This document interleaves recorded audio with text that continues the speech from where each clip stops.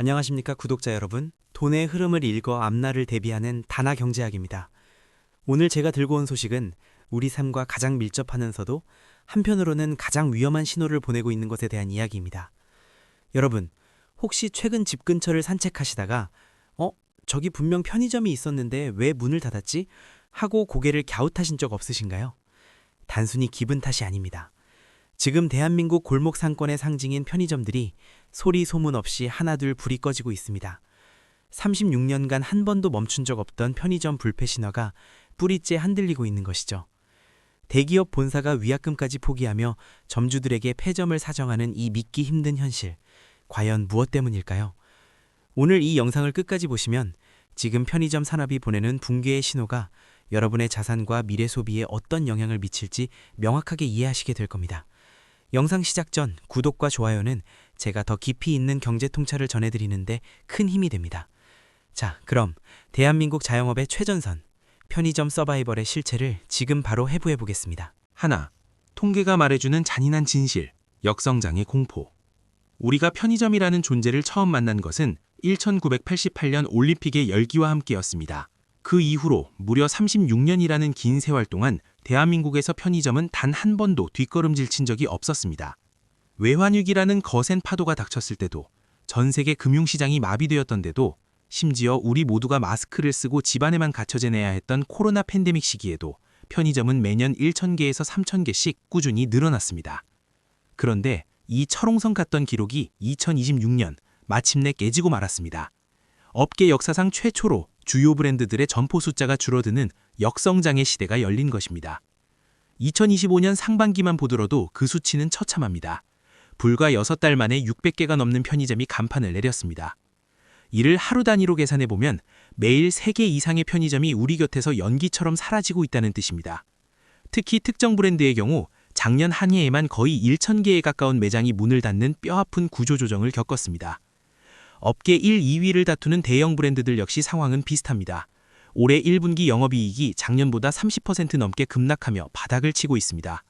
매출 성장세 또한 2022년까지는 10% 이상을 유지했으나 올해 1분기에는 0.4%라는 충격적인 마이너스 수치를 기록했습니다. 둘, 본사가 먼저 제발 문 닫아주세요 라고 말하는 속사정. 여기서 우리가 주목해야 할 정말 소름 돋는 포인트가 하나 있습니다. 보통 편의점 계약은 5년에서 10년이라는 긴 시간을 조건으로 맺어집니다.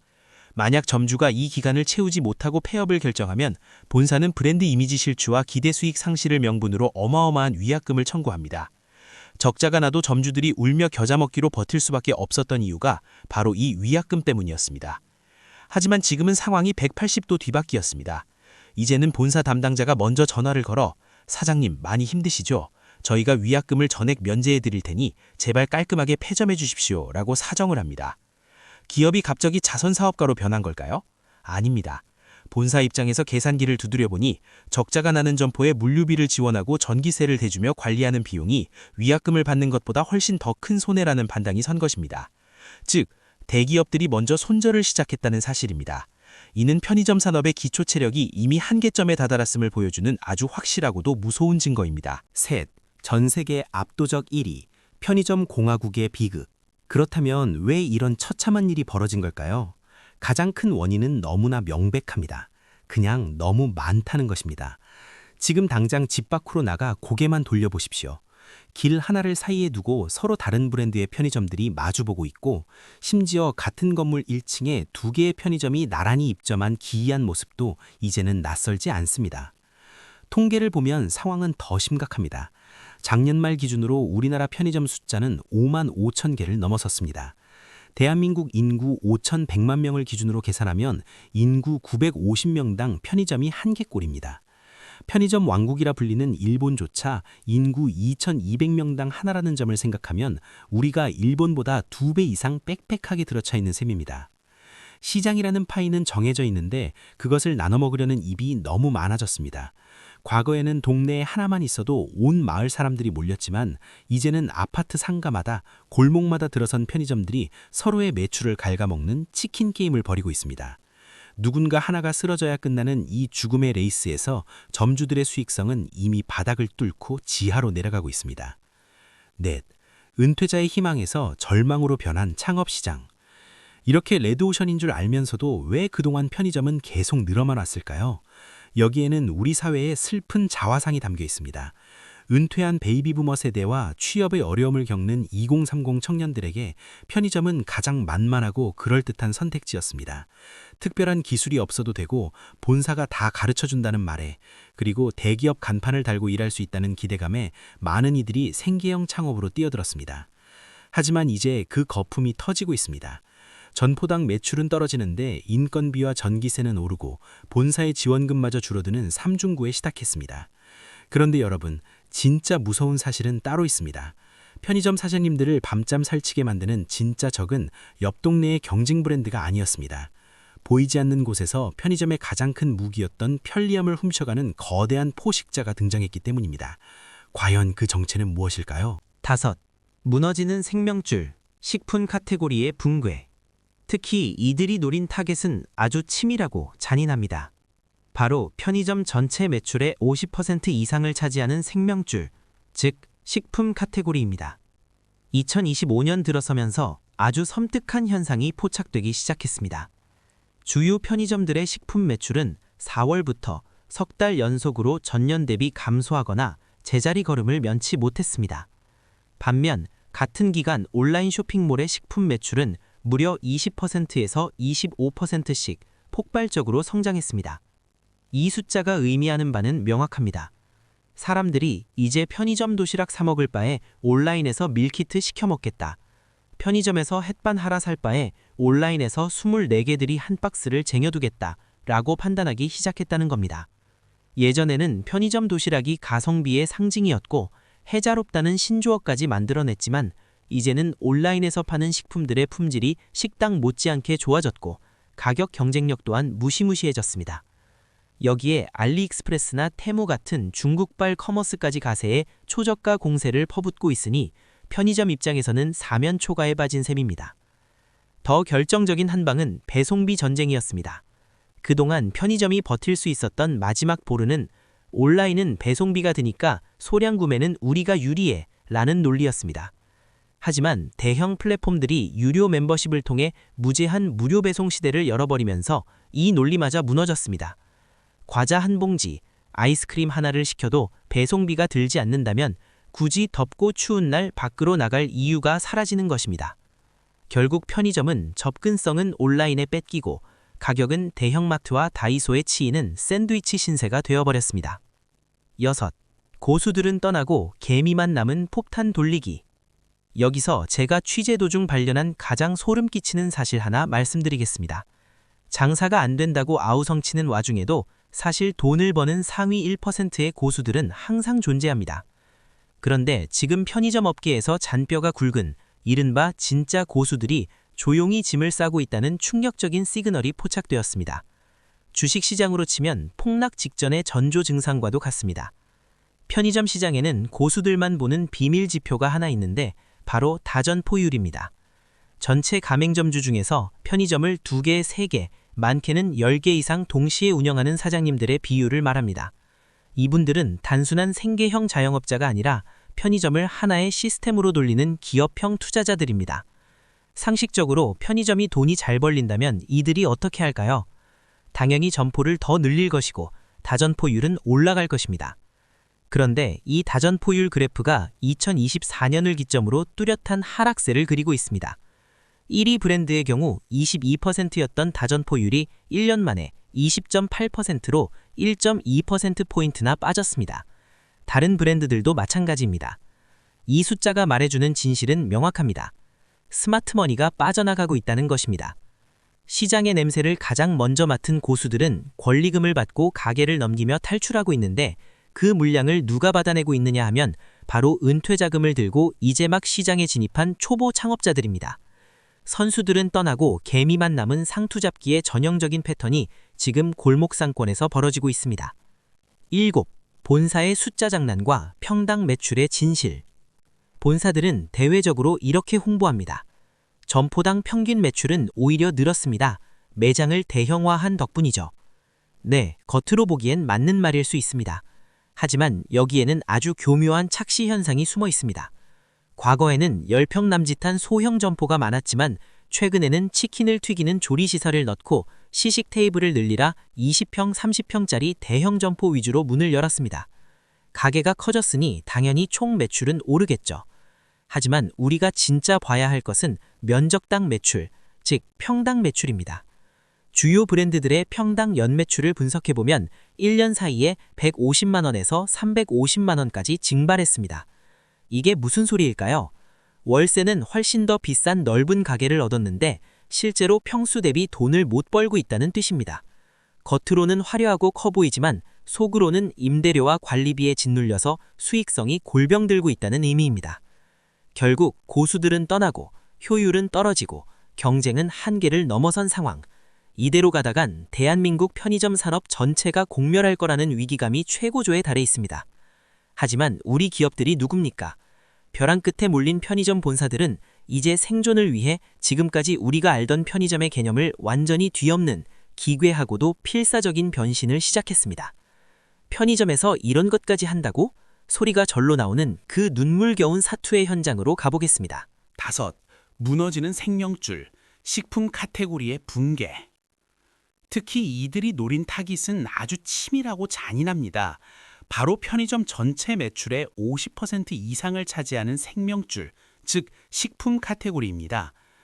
2025년 들어서면서 아주 섬뜩한 현상이 포착되기 시작했습니다. 주요 편의점들의 식품 매출은 4월부터 석 달 연속으로 전년 대비 감소하거나 제자리 걸음을 면치 못했습니다. 반면 같은 기간 온라인 쇼핑몰의 식품 매출은 무려 20%에서 25%씩 폭발적으로 성장했습니다. 이 숫자가 의미하는 바는 명확합니다. 사람들이 이제 편의점 도시락 사 먹을 바에 온라인에서 밀키트 시켜 먹겠다. 편의점에서 햇반 하나 살 바에 온라인에서 24개들이 한 박스를 쟁여두겠다라고 판단하기 시작했다는 겁니다. 예전에는 편의점 도시락이 가성비의 상징이었고 해자롭다는 신조어까지 만들어냈지만 이제는 온라인에서 파는 식품들의 품질이 식당 못지않게 좋아졌고 가격 경쟁력 또한 무시무시해졌습니다. 여기에 알리익스프레스나 테무 같은 중국발 커머스까지 가세해 초저가 공세를 퍼붓고 있으니 편의점 입장에서는 사면초가에 빠진 셈입니다. 더 결정적인 한 방은 배송비 전쟁이었습니다. 그동안 편의점이 버틸 수 있었던 마지막 보루는 온라인은 배송비가 드니까 소량 구매는 우리가 유리해 라는 논리였습니다. 하지만 대형 플랫폼들이 유료 멤버십을 통해 무제한 무료 배송 시대를 열어버리면서 이 논리마저 무너졌습니다. 과자 한 봉지, 아이스크림 하나를 시켜도 배송비가 들지 않는다면 굳이 덥고 추운 날 밖으로 나갈 이유가 사라지는 것입니다. 결국 편의점은 접근성은 온라인에 뺏기고 가격은 대형마트와 다이소에 치이는 샌드위치 신세가 되어버렸습니다. 6. 고수들은 떠나고 개미만 남은 폭탄 돌리기. 여기서 제가 취재 도중 발견한 가장 소름 끼치는 사실을 하나 말씀드리겠습니다. 장사가 안 된다고 아우성치는 와중에도 사실 돈을 버는 상위 1%의 고수들은 항상 존재합니다. 그런데 지금 편의점 업계에서 잔뼈가 굵은 이른바 진짜 고수들이 조용히 짐을 싸고 있다는 충격적인 시그널이 포착되었습니다. 주식시장으로 치면 폭락 직전의 전조증상과도 같습니다. 편의점 시장에는 고수들만 보는 비밀 지표가 하나 있는데 바로 다점포율입니다. 전체 가맹점주 중에서 편의점을 2개, 3개, 많게는 10개 이상 동시에 운영하는 사장님들의 비율을 말합니다. 이분들은 단순한 생계형 자영업자가 아니라 편의점을 하나의 시스템으로 돌리는 기업형 투자자들입니다. 상식적으로 편의점이 돈이 잘 벌린다면 이들이 어떻게 할까요? 당연히 점포를 더 늘릴 것이고 다전포율은 올라갈 것입니다. 그런데 이 다전포율 그래프가 2024년을 기점으로 뚜렷한 하락세를 그리고 있습니다. 업계 1위 브랜드의 경우 22%였던 다전포율이 1년 만에 20.8%로 1.2%포인트나 빠졌습니다. 다른 브랜드들도 마찬가지입니다. 이 숫자가 말해주는 진실은 명확합니다. 스마트머니가 빠져나가고 있다는 것입니다. 시장의 냄새를 가장 먼저 맡은 고수들은 권리금을 받고 가게를 넘기며 탈출하고 있는데 그 물량을 누가 받아내고 있느냐 하면 바로 은퇴 자금을 들고 이제 막 시장에 진입한 초보 창업자들입니다. 선수들은 떠나고 개미만 남은 상투 잡기의 전형적인 패턴이 지금 골목 상권에서 벌어지고 있습니다. 7. 본사의 숫자 장난과 평당 매출의 진실. 본사들은 대외적으로 이렇게 홍보합니다. 점포당 평균 매출은 오히려 늘었습니다. 매장을 대형화한 덕분이죠. 네, 겉으로 보기엔 맞는 말일 수 있습니다. 하지만 여기에는 아주 교묘한 착시 현상이 숨어 있습니다. 과거에는 10평 남짓한 소형 점포가 많았지만 최근에는 치킨을 튀기는 조리시설을 넣고 시식 테이블을 늘리느라 20평, 30평짜리 대형 점포 위주로 문을 열었습니다. 가게가 커졌으니 당연히 총 매출은 오르겠죠. 하지만 우리가 진짜 봐야 할 것은 면적당 매출, 즉 평당 매출입니다. 주요 브랜드들의 평당 연매출을 분석해보면 1년 사이에 150만 원에서 350만 원까지 증발했습니다. 이게 무슨 소릴까요? 월세는 훨씬 더 비싼 넓은 가게를 얻었는데 실제로 평수 대비 돈을 못 벌고 있다는 뜻입니다. 겉으로는 화려하고 커 보이지만 속으로는 임대료와 관리비에 짓눌려 수익성이 골병들고 있다는 의미입니다. 결국 고수들은 떠나고 효율은 떨어지고 경쟁은 한계를 넘어선 상황. 이대로 가다간 대한민국 편의점 산업 전체가 공멸할 거라는 위기감이 최고조에 달해 있습니다. 하지만 우리 기업들이 누굽니까? 벼랑 끝에 몰린 편의점 본사들은 이제 생존을 위해 지금까지 우리가 알던 편의점의 개념을 완전히 뒤엎는 기괴하고도 필사적인 변신을 시작했습니다. 편의점에서 이런 것까지 한다고? 소리가 절로 나오는 그 눈물겨운 사투의 현장으로 가보겠습니다. 자, 벼랑 끝에 몰린 편의점 업계가 꺼내든 카드는 바로 대변신입니다. 지금까지 우리가 알던 담배 사고 껌 사는 가게는 잊으십시오. 지금 편의점은 백화점, 피부과, 금은방을 합친 기이한 혼종으로 진화하고 있습니다. 업계의 새로운 슬로건은 스크랩 앤 빌드입니다. 돈 안 되는 점포는 과감하게 부수고 그 자리에 더 크고 더 화려하고 더 이상한 점포를 짓는 전략이죠. 8. 시간을 팔고 경험을 파는 기상천외한 생존법. 편의점들의 첫 번째 미션은 고객을 매장 안에 가두는 것입니다. 온라인 쇼핑은 1초 만에 결제가 끝나지만 오프라인은 고객이 머무는 시간이 길어질수록 지갑이 열릴 확률이 올라가기 때문입니다. 그래서 이제 편의점은 물건이 아니라 시간을 팔기로 했습니다. 서울의 한 편의점에 가보면 인공지능이 피부 타입을 분석해주고 퍼스널 컬러까지 진단해주는 기계가 있습니다.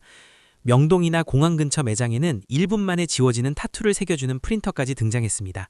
재미있으니까 일단 들어오라는 겁니다. 들어온 김에 음료수라도 하나 사 먹으라는 눈물겨운 사투인 셈이죠. 두 번째 전략은 다이소를 벤치마킹하는 것입니다. 최근 다이소가 화장품으로 대박을 터뜨린 것처럼 편의점들도 비싼 본품 대신 3,000원짜리 소형량 화장품을 쫙 깔았습니다. 심지어 건강기능식품도 한 달치 통으로 파는 게 아니라 딱 오늘 하루 먹을 분량만 소분해서 팝니다. 가장 충격적인 것은 금 자판기의 등장입니다. 경제라 불안하니 안전자산인 금을 사고 싶은데 금은방 가기는 부담스러운 사람들이 편의점에서 컵라면 사듯 금을 사는 겁니다. 여기에 오직 우리 편의점에만 와야 살 수 있는 자체 브랜드 상품, 즉 PB 상품의 고급화로 미끼 상품 역할을 톡톡히 하고 있습니다. 9. 좁은 땅을 넘어 세계로 K편의점의 역습. 하지만 여러분, 냉정하게 봅시다. 금을 팔고 타투를 새겨도 결국 대한민국이라는 시장은 인구절벽이라는 거대한 벽 앞에 서 있습니다. 5천만 인구가 먹고 마시는 양에는 한계가 있고 이미 골목마다 편의점은 꽉 찼습니다. 그래서 편의점 제국은 결단을 내립니다. 이 좁은 땅덩어리에서는 더 이상 답이 없다. 배를 띄워라. 지금 몽골의 수도 울란바토르를 거리는 그야말로 한국 편의점 천하입니다. 시장 점유율의 70% 이상을 우리 브랜드들이 장악했습니다.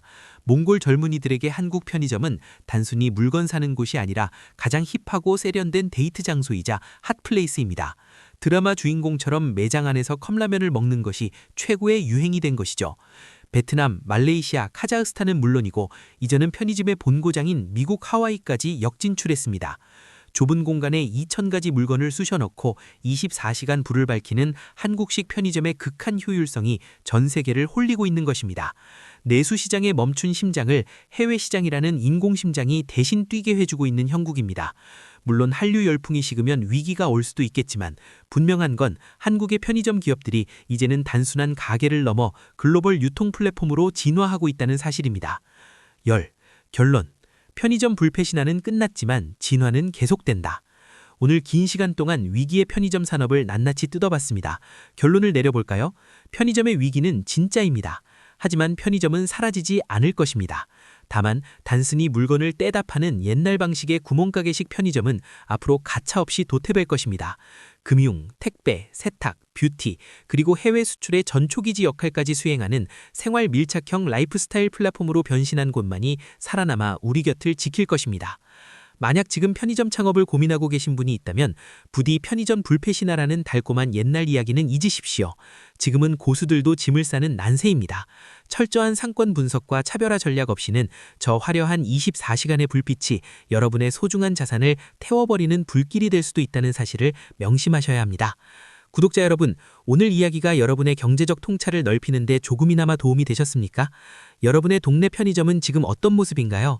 혹시 문을 닫은 곳이 있거나 아니면 정말 신기한 서비스를 제공하는 곳을 보셨나요? 여러분의 소중한 경험과 의견을 댓글로 남겨주시면 저에게 큰 공부가 됩니다. 늘 건강 유의하시고 급변하는 경제 상황 속에서도 흔들리지 않는 해안을 가지시길 기원합니다. 여러분의 가정에 평안과 번창함이 가득하시길 진심으로 바랍니다. 저는 다음번에도 더 날카롭고 깊이 있는 분석으로 여러분을 찾아뵙겠습니다. 지금까지 돈의 흐름을 쫓는 단나경제학이었습니다. 긴 시간 시청해주셔서 진심으로 감사합니다.